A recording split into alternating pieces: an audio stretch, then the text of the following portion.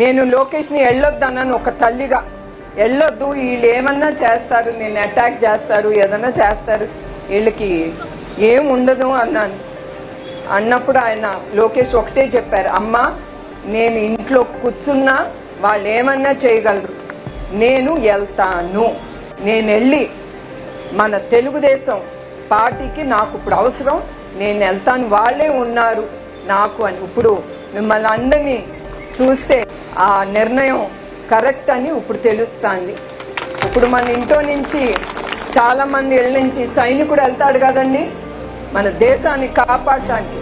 అట్లానే నేను అనుకున్నాను, నా బిడ్డ వెళ్ళనే మన తెలుగుదేశం బిడ్డలు కానీ ఆంధ్రప్రదేశ్కి అతను అవసరం, అతను కాపాడుతాడు ఆంధ్రప్రదేశ్ని.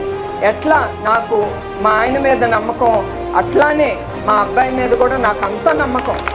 అతను తప్పకుండా మిమ్మల్ని